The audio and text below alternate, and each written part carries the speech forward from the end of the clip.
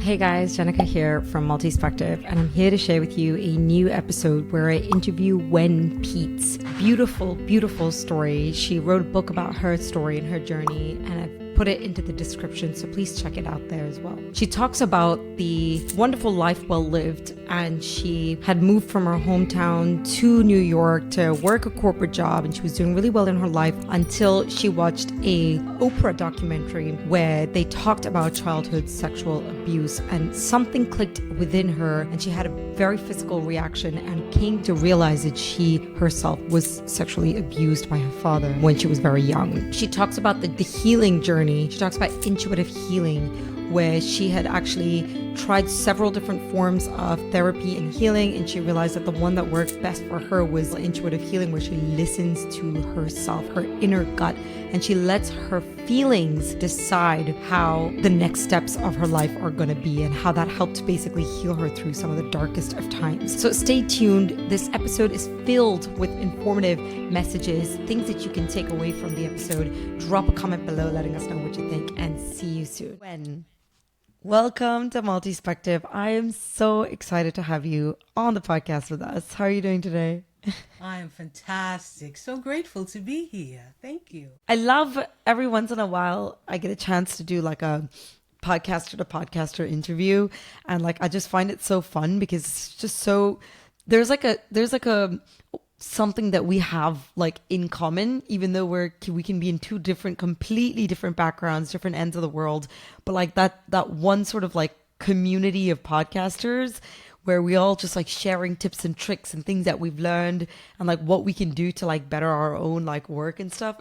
I just find it so fun, such a good sort of like bonding experience too. I feel the same way, especially when the podcaster is another woman. I love it. We can share stories on a different level. Yeah. We may be from different backgrounds, but we lived similar experiences, and trying to almost make it all fit in, and dealing with all womanness. For sure. Is an adventure, shall we say. Definitely. And again, I'm not generalizing here, but a lot of the women that I've spoken to are deeply empathetic. We're empaths, I think, biologically to an extent, maybe a little bit more than men. I apologize for saying that, but we are to an extent. And so like we feel other people's pain, we express ourselves with emotion more and feelings more, I think. And so I do find like, the kinds of conversations that I have with a female guest versus a male guest is very different. It's also like the beautiful kinds of conversations and like learnings that we get from both, but maybe it's just like a woman to woman thing, right? Woman support. Maybe it's just a woman to woman. I think we're all souls. We're all beautiful, gorgeous souls moving through life, and we each have we offer a different tapestry, as it were. Why don't we start off with, you introducing yourself a little bit? Sure. I am spirit first. Many people may say I am a woman. I'm from this country. I am spirit. Soul, being, source. Part of source is what I believe we all are, so deeply connected.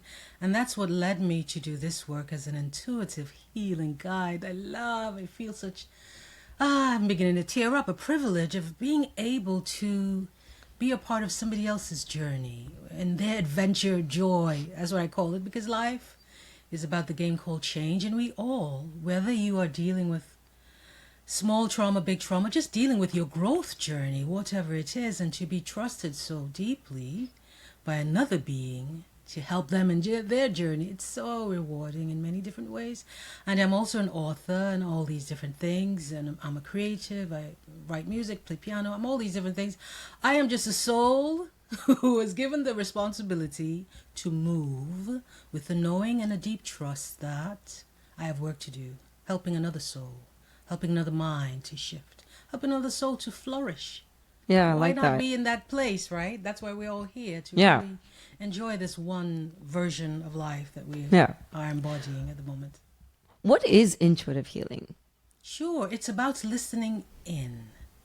Intuitive healing for me is because a lot of people, and this came about very organically, naturally. I stumbled on this in my getting through my own personal trauma. Intuitive healing is really listening in to yourself, removing the conditions, opinions, that other people may put upon you, regardless of your family structure, regardless of your culture, your ethnicity, your religion, and just tapping in, listening, and getting intimate with yourself. How do I feel? Where do I spend most of my thoughts?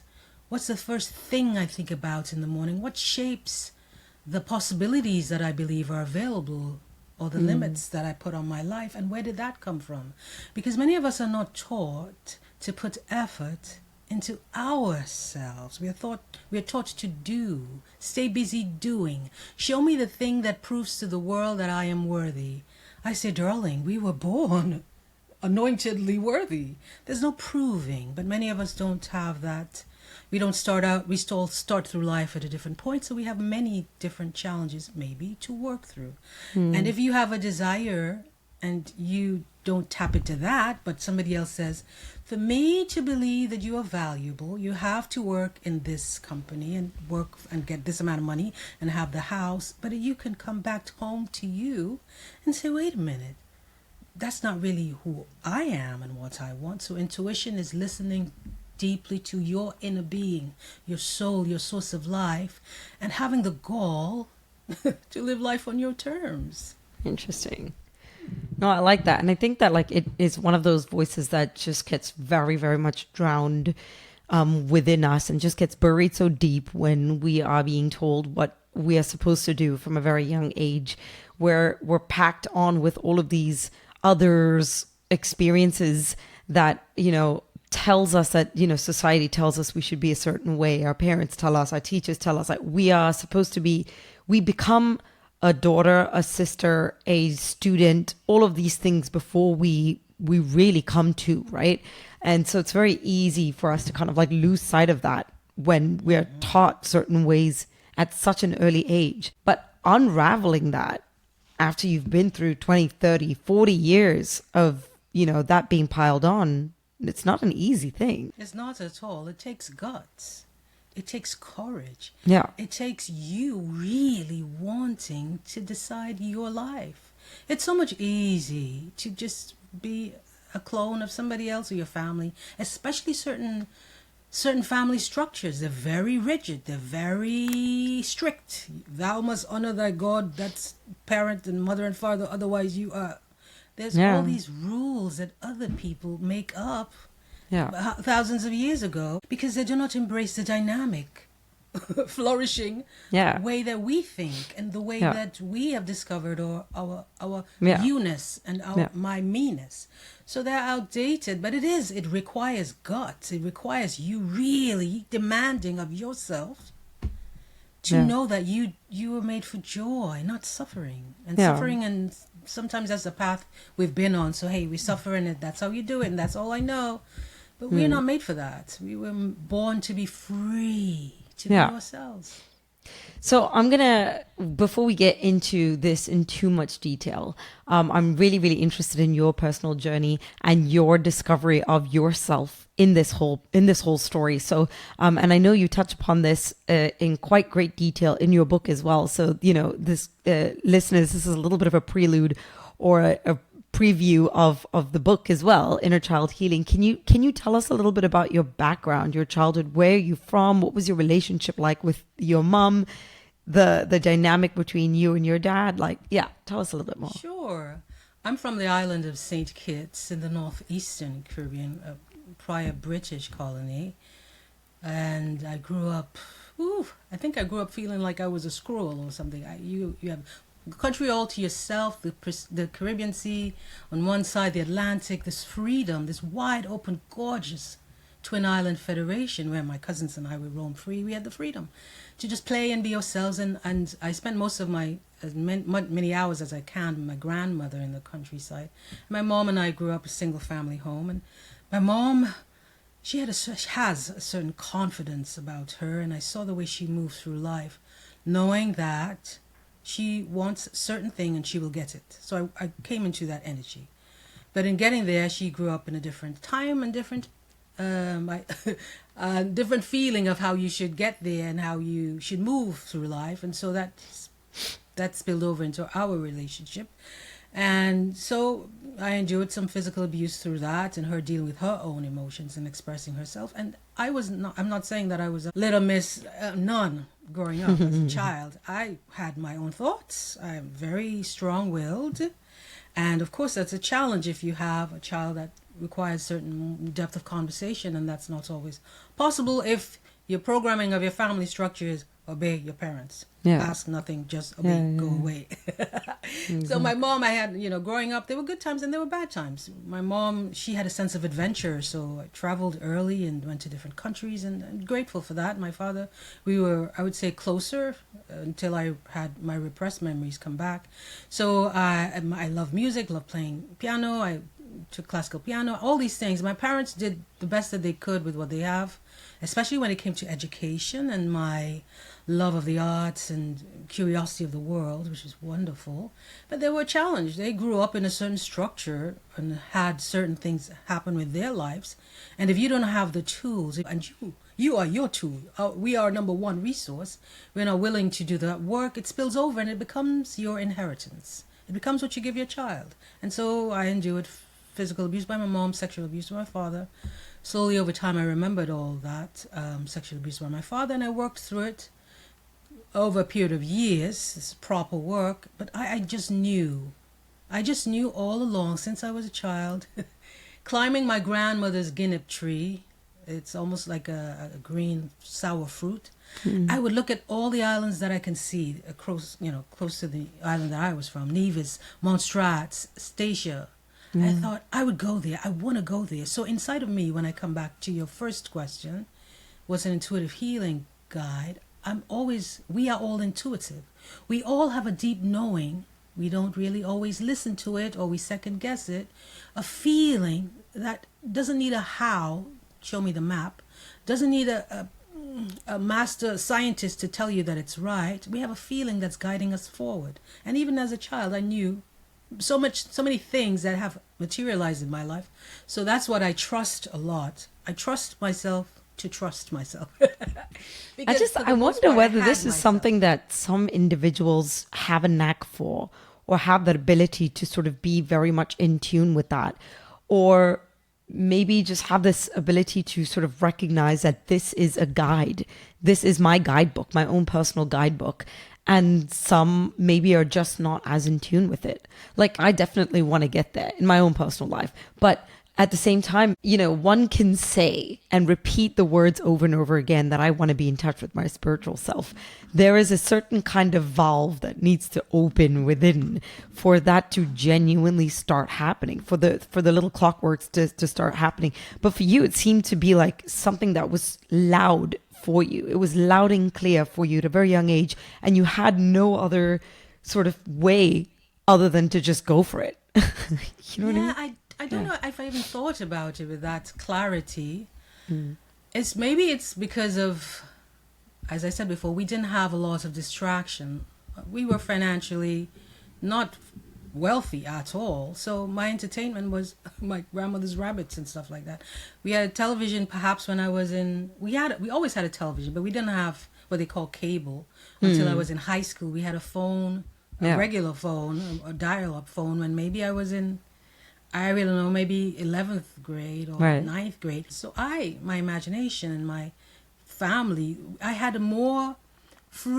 I had an understanding of the freedom you can create in your mind, of the countries you could create in your mind. And so my imagination was always ripe. And so if I had the practice of unknowingly listening to me, then maybe that helped to develop. But I really think I believe we all hold keys to our collective understanding of who we are and how we can all heal.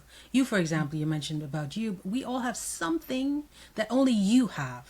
Something that only I have, and collectively as we meet here in your podcast and we share with your guests, they will maybe open up something inside of them that they weren't aware of. So I don't think I'm necessarily blessed or unique or all these things. I just think I've had a lot of practice because I was an only child for a long time of tapping in and, hey, what do you want to do today, Wen? And literally observing myself and having that conversation with myself. What do you want to do? You want to play? You want to write? You want to paint? What do you want to do? So if you're more conversant and intimate and willing to be vulnerable, then it matures and builds over time. Yeah. I love that. And I think I also like, I'm picking up on one more thing, which is, that self-dialogue, the conversations that you were having with yourself. I think the louder your environment is, the quieter the voices within. But then, the same goes the other way around. When you're in a place of absolute silence, it can be a little intimidating at times because you're like, oh no, I now have to listen to whatever thoughts are crossing through my mind. And sometimes it's too much for some people who've maybe gone through some extreme trauma. And we'll go back to your story again in a bit, because this is actually reminding me of that segment in your book where you talked about that.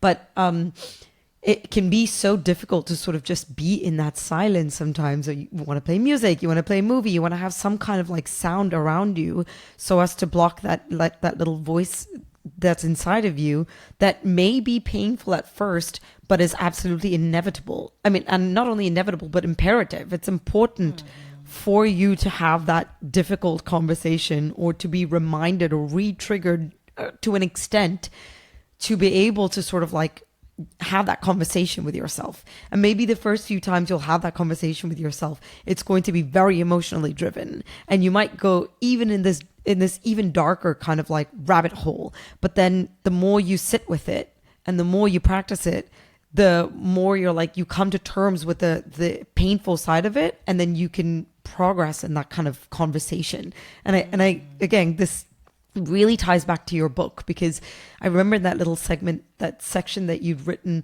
where you'd for the first time realized what had happened to you when you were a kid. This is something that you had absolutely no idea about. And it was just something that came to you, and you at that moment just knew it was for real. This was legit. And there was no one there to validate that idea, but you knew that was what it was. And then there was this whole chunk where you were like, I just did not know what to do with myself after that. Like, I was just so lost and confused. Can you tell our listeners a little bit more about that? Sure, I'm happy to share. And I also want to touch on something else you mentioned. I believe in grace. I believe we each receive guidance differently. Guidance to listen to ourselves. The time when we should really listen to everything that we hear coming through.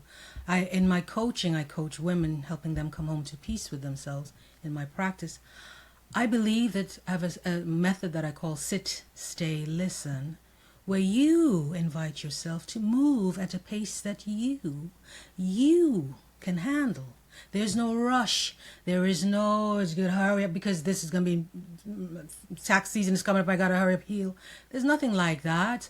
If listening to music or being in nature is your hand-holding, hug-soaked companion, invite that in. Because when you are alone by yourself and you feel alone inside, it's very overwhelming. So that's the first thing. We all receive guidance differently. And when divine timing decides it's your time to receive yourself, it will come. But that's the point of healing. The point of healing is so that it feels like teachers of love. Even the tough, discomforting emotions that some of us have to walk out, they're not there to punish you. Pain or fear is not there to make you feel bad. It's the same work that joy does. It's a sacred message that's telling you, hey, come on and love yourself. Come on and celebrate yourself. Come on and look a little closer and soothe yourself. So it's very important that we understand our rhythm. That's why for me, when I coach women in my private one-on-one sessions, it's really about you. Not about some method and 1, 2, 3, 4, 5, get over it. It's about how do you move energy, because everything is energy. Fear is energy, joy is energy, glee is energy, silence, all that is energy. So I let that start out. And for me, divine timing, when I was at a physically safe place, I was living in New York at the time, away from my family in St. Kitts, physically, the divine, dealing with burnout from my corporate job. I was working in corporate then, working and home, physically in a safe, beautiful little, I call it a 2x4 tiny apartment. It was so small.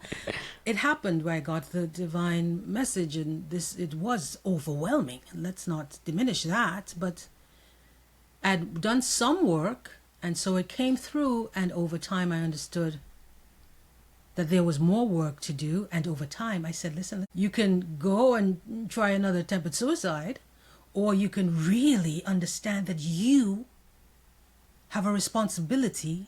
You have to carry this somehow to walk through this pain because you have work to do. Yeah? Some of us are more courageous than others. Some of us are more willing, or some of us want freedom so much more immediately, so much more intensely, that we're willing, some of us, when the time and the divine message comes, we're willing to move. Some of us, we say, you know what, wait. I got to ease into this. Some of my clients, they ease into it, whatever pace works for you, because ultimately we want to be supported and to feel supported by ourselves, not like punishment. So that's what I did, and we all have our own way. It's about what resonates, and listen to our feelings, and knowing it's just sacred messages. Sacred messages that require us to say, you know what? Love is on the other side. Freedom is on the other side. Yeah. And it's okay to try something new. Okay to want change, but you've got to want the change. It's got to want the change. Not need, want. Yeah? Needing is we need food, we need water. Wanting is I want more than I need. I want to go higher. I want to grow. I want to flourish and be and design my life. So can you tell me like what was, well, let's start off with like what was the little signs that got you to realize what had happened to you when you were young? There was no one sign. I think coming back to what we started out talking about, I wasn't working 16 hours. I was absolutely burned out from a busy season. Brutal. You know, you just work. You don't. I remember we used to take car services back. I lived in Queens, back to Queens, have the guy wait, take a shower, go back. This was really brutal, but everybody else was doing it, so you think it's normal. But I took some time off, and then I was just with myself. Nobody else, just me in my apartment. And I remember looking at Oprah's show because I was flipping the channels, and Oprah came on, and she was interviewing trauma survivor, and I heard maybe the first couple of sentences the woman said, then my repressed memory came back in bits, but in the clarity that I knew that it was real, and it was absolutely shocking. And it took me about a full 24 hours lying on the carpet and almost feeling immobile, just processing being with myself. And that's hard. I don't think I would have I don't know how I would have gotten off the carpet. I even said this in my book. I just want to go up, get up off the carpet. I really just want to pee, but I cannot move my body. I cannot, because it's sometimes that big, that numbing, like that soul shocking. Shattering. Yeah. Exactly. That earthquake that just rumbles you on the floor. But even then, after a while, when you just again, sit, stay, and listen, as I teach my clients, I felt that I had work to do in that I did not know how. I did not know how I was going to get on the other side, but I know I was supposed to get on the other side, and it happened a couple of years later when I fully got through it. And even now I say, it's not about healing as a destination. I'm going to do these work, and a year after we had all the thing and I'm good. No. You're living, you're breathing, you're healing, because you're always dealing with life, and then maybe you have different desires that require you to step up and challenge yourself, learn different skills. You see someone in traffic being unkind. Life, you're breathing. We're all healing. Yeah.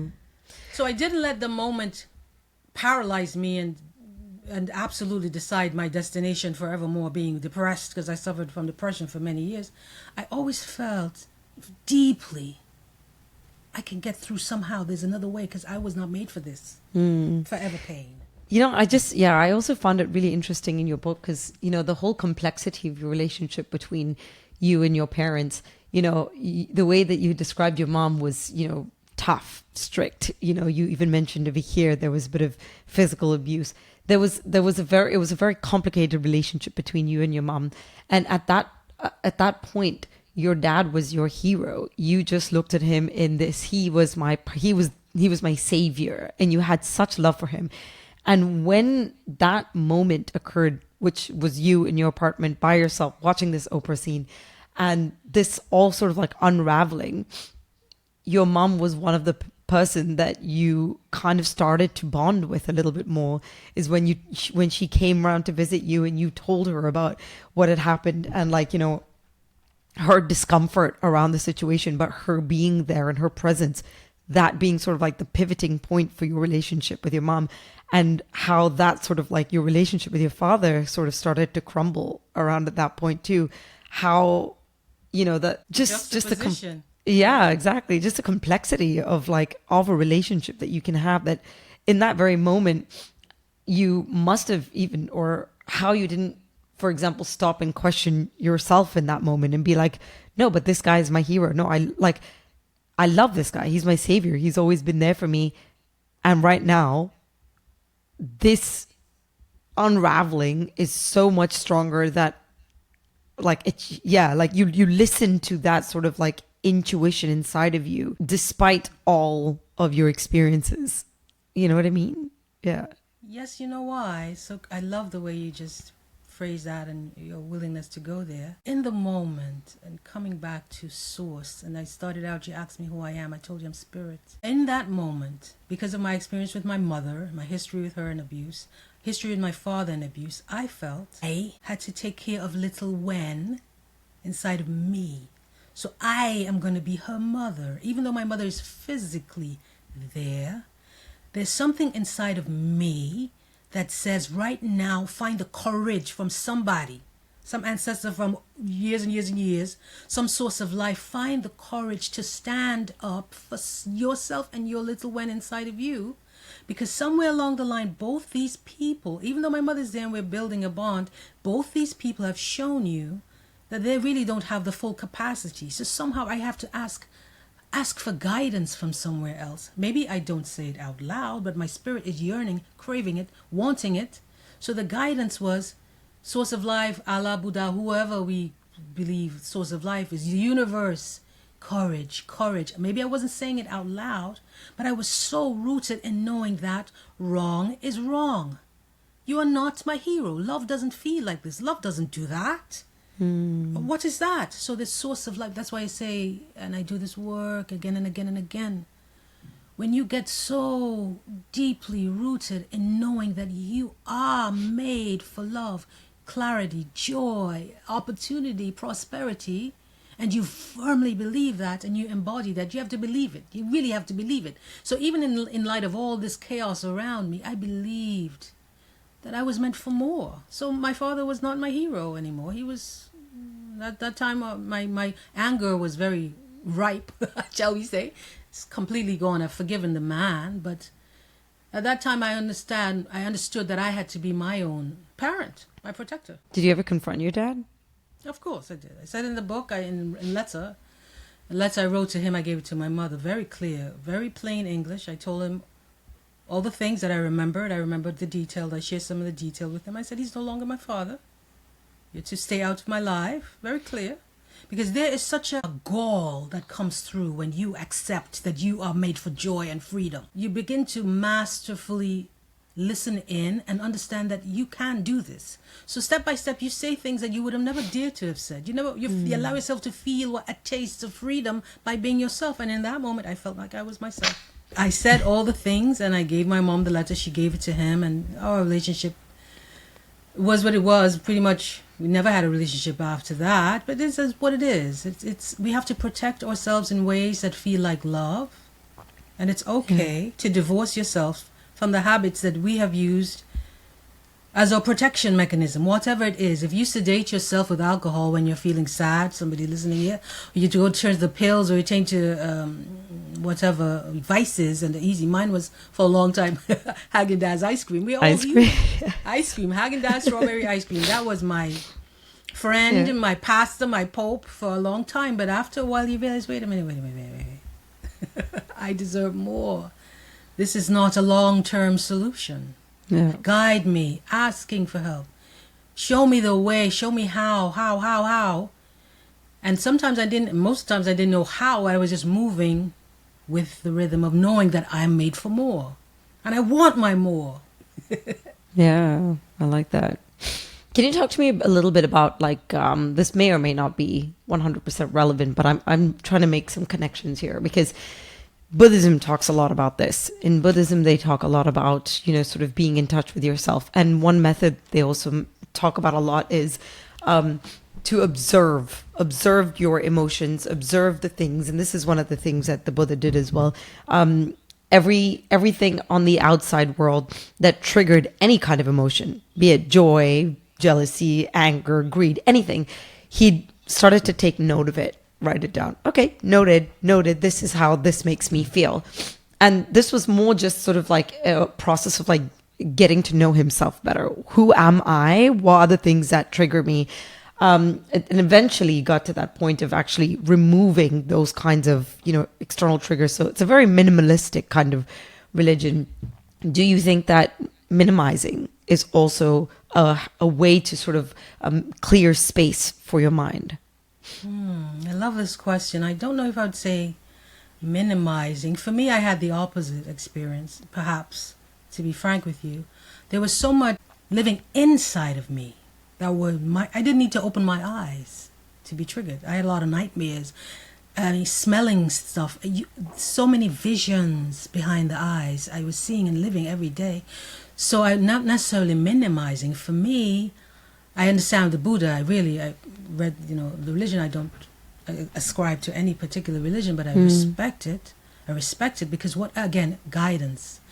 Our divine guidance and our interpretation window and gateway lives within us. So for me, because everything was already in here, and then when I interact with the outer life, it became louder, I had to really understand, wait. Why am I running in my sleep when I'm not even sleeping and I'm really just here sitting and eating, but I'm feeling like I'm running in my sleep? I'm not. I'm sitting here literally if I'm talking to you. What are you trying to tell me? I have to figure out how I can receive this as a message. There's something I need to work through. I'm not going to minimize it. I'm going to see it, perhaps like the Buddha, observing it, see and understand there's something that I'm running away from that I cannot escape because I live with me, and the feelings that I am experiencing are within me, so they can't be bad, because the feelings that lead me to the piano and write songs and sing, they live within me, so I have to make peace with this. So somehow and that's where the intuition came through, is saying, this is just a message. Let's not necessarily minimize, but let's just see it as a message. It's just a message helping me to get where I go. Like I like to soak my feet in magnesium flakes different times because that helps. I have some challenging feet, and sometimes the water is too hot and I'm like, it's too hot. My emotions help me feel that. My feelings, that's not bad, that's just information. Right? So I had to recognize that there's something inside of you that wants you to get through this thing. And so when you get through this thing, the thing on the outside, seeing the building, at that time my dad and we went to the World Trade Center. When they were there, we went to that restaurant at the top of World Trade Center. So when I go down in the city and I see that shadow of the building that used to be, it would not trigger me so much, because on the inside I'm no longer running. I've calmed and gone soft and quiet in here, so outside is not so loud. Outside is just another place for me to maybe play and flourish. So it's whatever, come back again, it's whatever works and feels like nourishing love for the other person. We have to really tap in to become aware of what our cadence is, what our rhythm is, how we move. How can a person, though, that may be experiencing depression right now, as they're listening to this episode, or experiencing a form of anxiety that's pretty riddling in their own lives, destructive in their own lives, and they're in a very, very dark place in their mind, how can they, or what are the steps they can take to turning that narrative from being emotionally heavy to sort of helping themselves heal through it? This reminds me of two of my clients. One of them in particular, her body would literally shake to the point she has to take time off from work, have to sit, have to stop driving. It's real. Anxiety and depression, however it manifests in our body, is real, and it's telling us against signals. And I hesitate to give some remedy and step-by-step formula, because we're all so different. The one thing that I, with integrity and deep soaked love, would say is, ask for guidance, ask for help. It's okay to ask somebody whom you trust. Perhaps you reach to a therapist, a coach, whomever, your source of life. I do not know how to get through this divine source of life. Show me the way, guide me. Asking for help opens yourself up to receiving an impulse. Let me go online and find this person. I heard this person say something in the church. Or just go on the 800 number. Just asking for help, as simple as it is, opens up the door so you you give yourself consent to receive the help. That sounds really simple, but that first step takes so much courage, takes so much awareness. So that's why I'm very cautious and not say, you do this thing and do this thing, because everybody's different. For my client, I can tell you with her, we worked for over a year in helping her, because she was dealing with other steps of trauma inside of all of this that were triggering, and her anxiety was inherited. It was part of her father's side. Everybody, they grew up in a certain way. And you have to work with a pace that works for you. So sometimes we think slowing down on the outside helps us. But honestly, like I said before, if you're running relay races inside yourself while you're slowing on the outside, it may be helping, but it's not the true solution that works for you. So we did a lot of meditation, helped her a lot over time.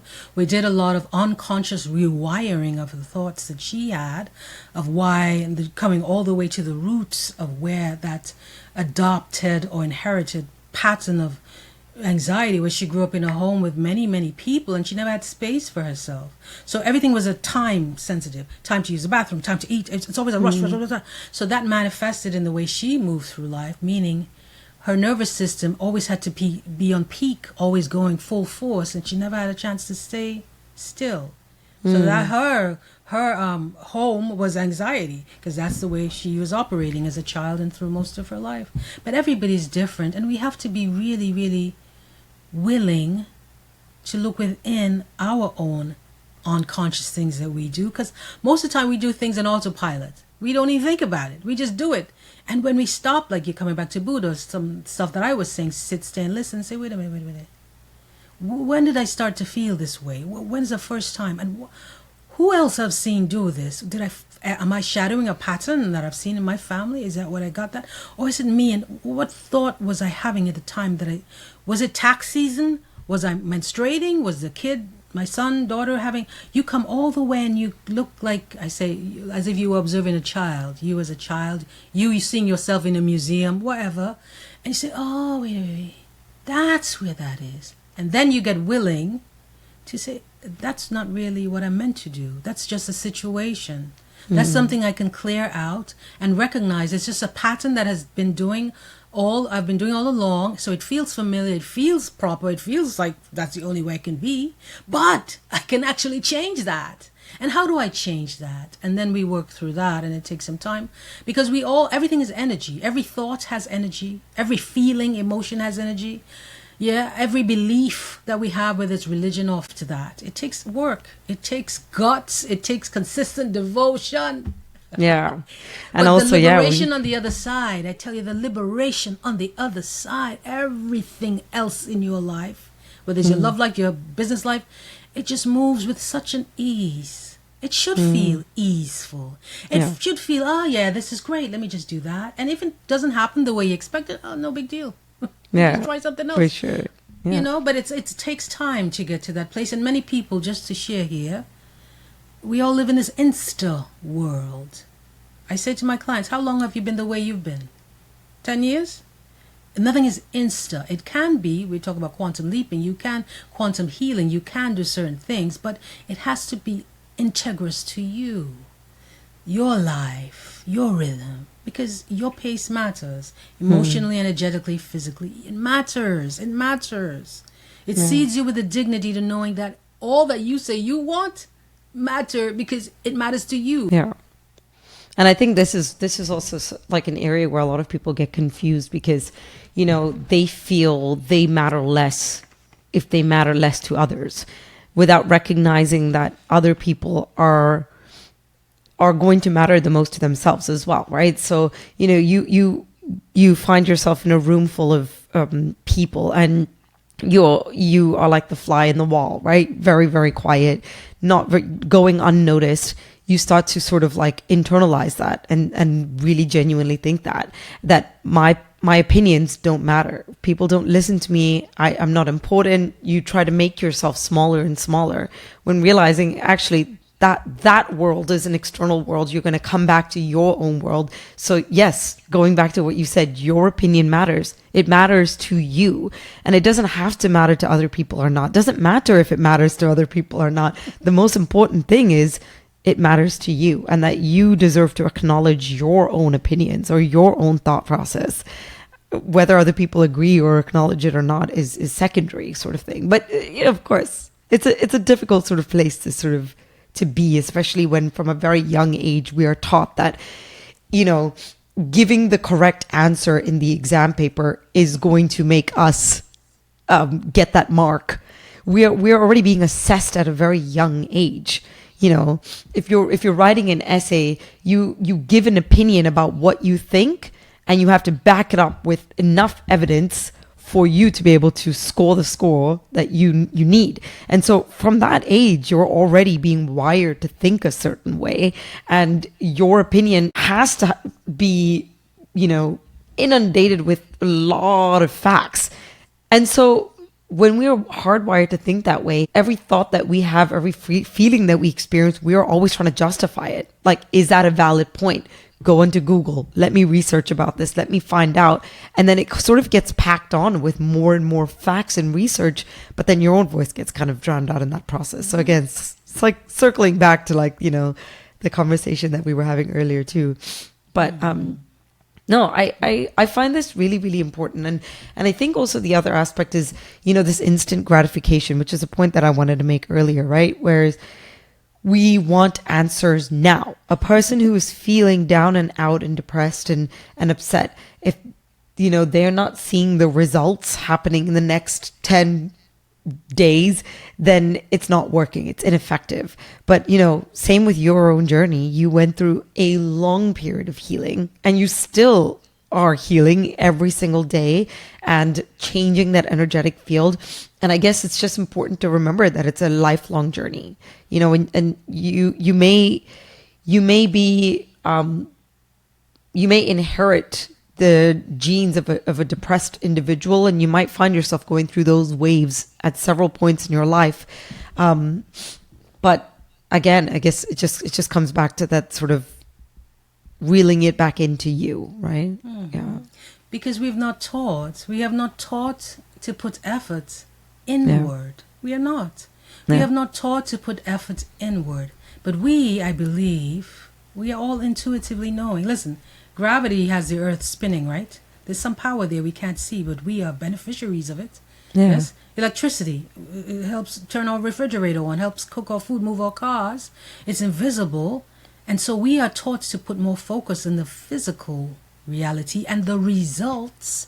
And we are not taught about the journey that gets us to experience the results. So all we look for, come back to your point, is instant gratification. It's not about that. Yes, of course, you want to meet the love of your life and have that experience happen. But who do you get to become on the way of getting there, of meeting the love of your life, of coming home to peace with yourself? Is so much, because you are learning so much more about yourself and undoing all the programming, undoing all the low-level feelings and emotions that you've been living in as parasites, if you want to call them that, inside of you. And yes, you're going to be in a room, as we all have, especially women, with just a whole bunch of men, and on the outside where society has told you men make more money than you. If this happens, that happens, and racism and oppression and sexism and all of that is real. And so if that's where your focus is primarily, then that's all you think about. And what you think about is what you get in life. But if somehow you are curious and you say, wait, there's something other than what I'm seeing that I am feeling. That's happened on the outside, because a lot of us start out thinking our external reality creates our internal reality, when it's really the opposite. How you feel inside manifests and reflects in a mirror that's called your life.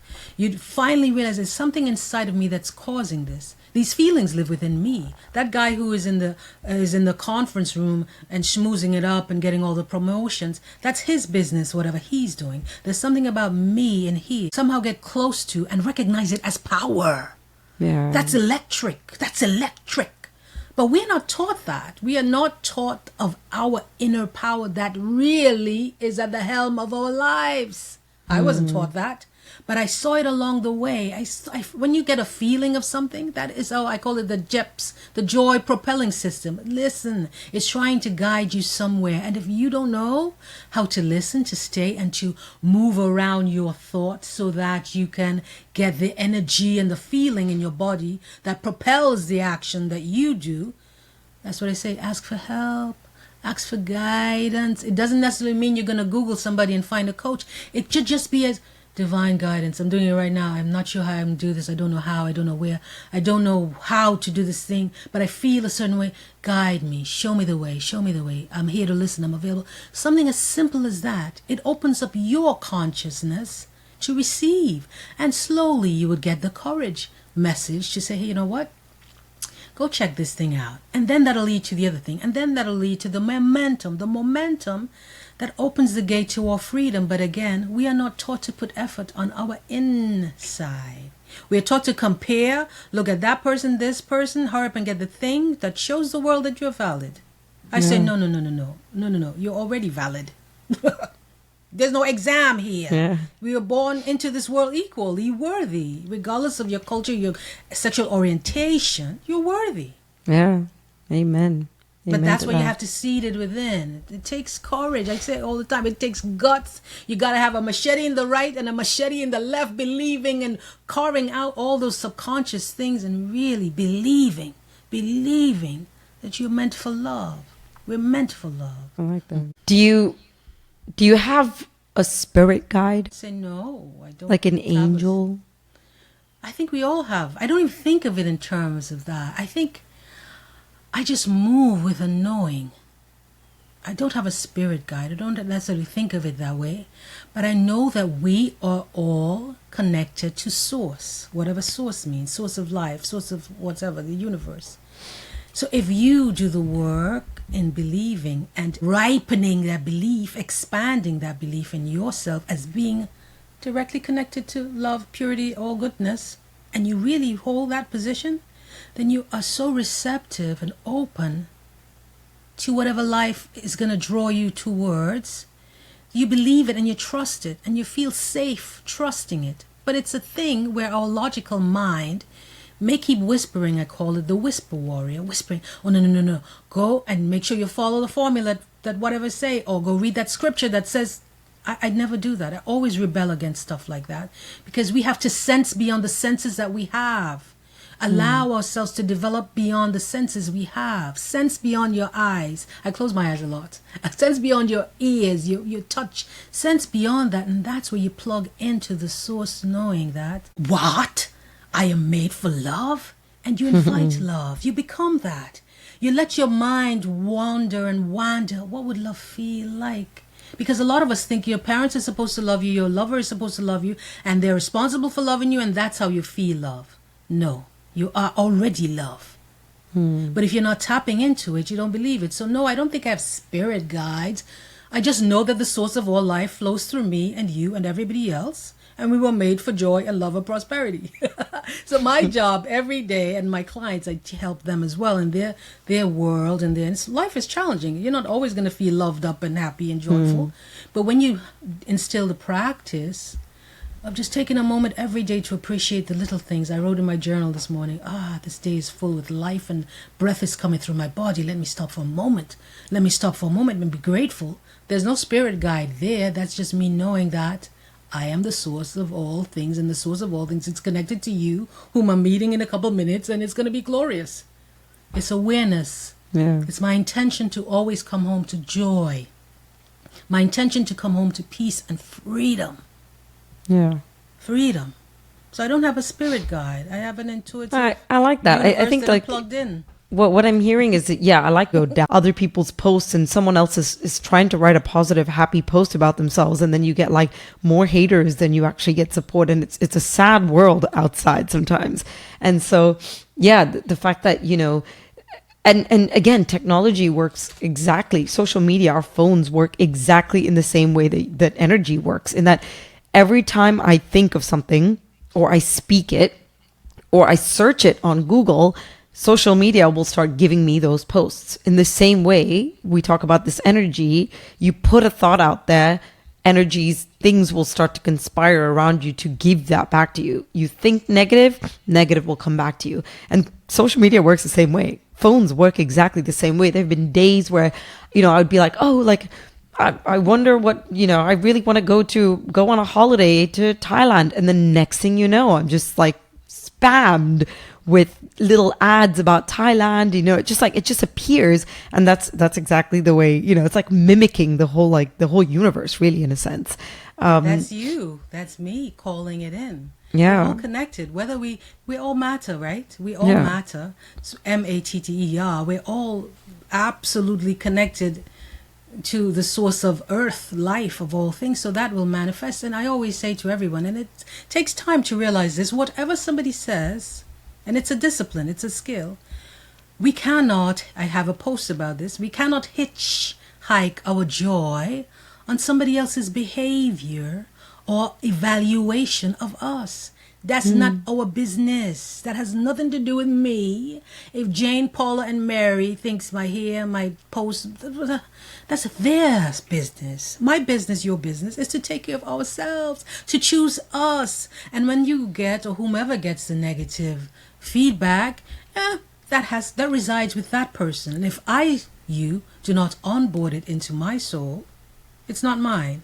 If it doesn't resonate, doesn't connect with me, I recognize that that's their business. I'm over here minding my business, taking care of my energy, and not giving them my energy and my time. Then it's neutral. That's them.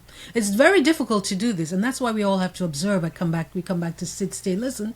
If you know that you're working through your own healing, again, healing is lifelong, perpetual loving. That's the equation for me, equivalent. Then social media right now of cleaning your energy, so you will just maybe not be on social media. Take a break and take care of your inner life, your outer life. The amount of posts and likes and comments that's nothing to do with you. What has to do with you is what we're doing inside here. That's bringing what we're getting on the outside. And if Charmaine thinks what she says, that lives with her. She's got to carry that energy. Yeah. Not you, but it's work. It's proper work knowing that. What do I control? What am I in charge of? In here.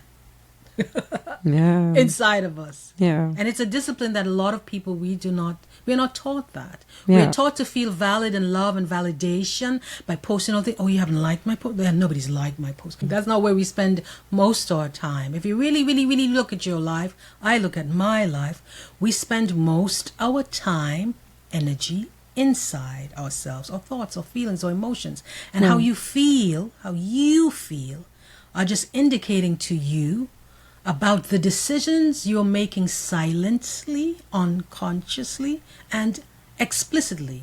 So whether it's not you say out loud in your mind or you write it down, let me go check out Thailand. You don't have to say it. The thought is already being made in the back of your mind. Unconsciously, for example, if you prefer mangoes, you're going to go to the supermarket and bam, your hand is on a mango. You didn't even think about it, but let me get a mango. You know what I'm saying? So there's so much happening in our unconscious mind that we're not aware of. And the more intimately we get to know ourselves, the more we're aware of, wait. A thought has come through. Is this real? Is this real? Or is Charmaine just being Charmaine? I can clean this up. That's Charmaine's business. I'm going to focus on me. And when you choose yourself, when I choose myself, guess who benefits? The world.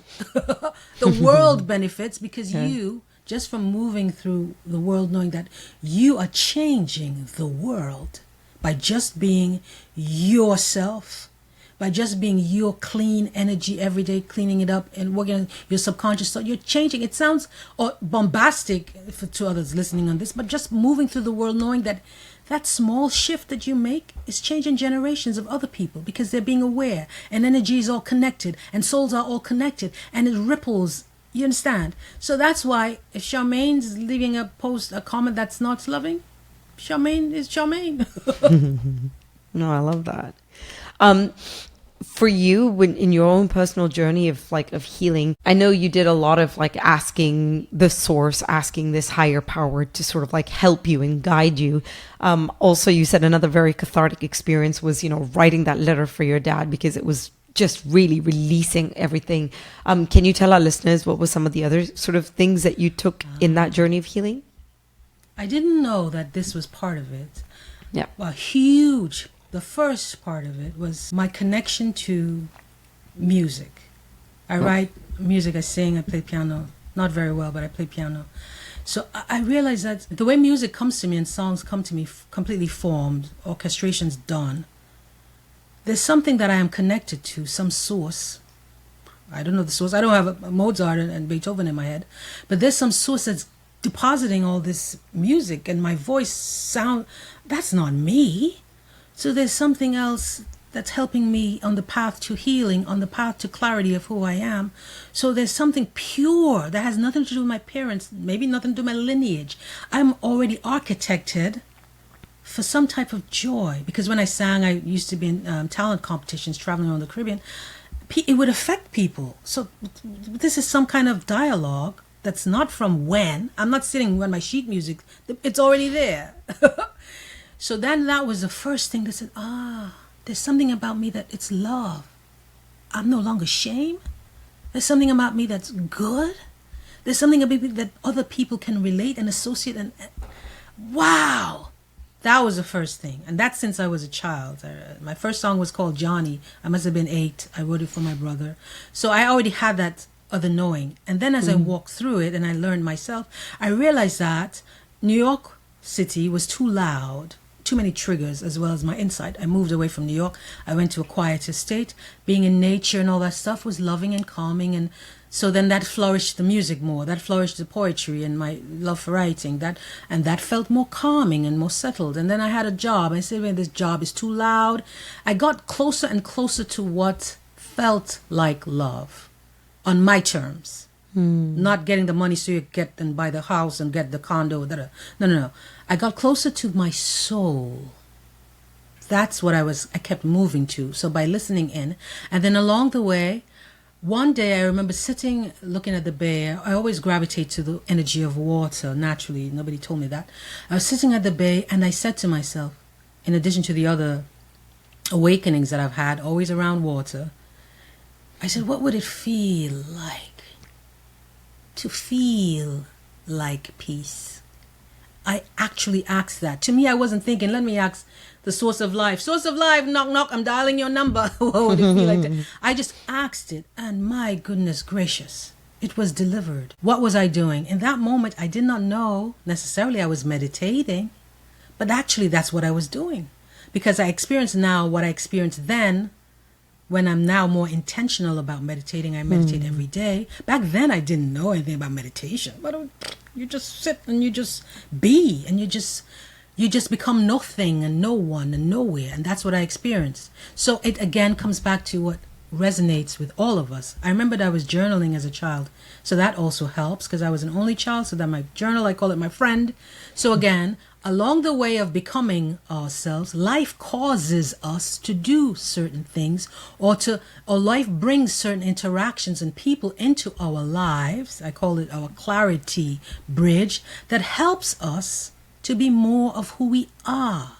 So yes, if you work with a boss that's not that great, or you had a partner or parent that's not that, you to desire more. If you say you want more. And so you will use that person as a teacher of love. Use that experience as a teacher of love so that you go, journal, music. I'm talking about myself now. Meditation, getting psychologists. That didn't work. Let me try something else. That didn't work. And eventually I said, wait. I am the resource, the source that's already connected. And if I'm willing and I'm gutsy and I want to do the work and I ask for help whenever I'm not resourced and have the courage to be vulnerable, there's joy on the other side. There is joy on the other side. I am not meant to be, and I knew this as a child, I am not meant to be like my mother. Yeah. Ever. I'm not meant to be like my friend. I'm meant to be me, whatever that is. I'm still designing. So whatever works for each of us, we have to respect and honor the dignity that we map out and remap again and again. We remap ourselves to our joy, whatever that is, however that looks. Do you think that if you hadn't gone through or experienced this trauma and very, very dark moments, that you would have still reached where you are now? in your journey of intuitive healing, intuitive understanding? I don't know, but I'm feeling the answer is yes. This is what I believe. I believe our meant to be, MEANT, is our meant to be. It's already coded in our unconscious, conscious DNA.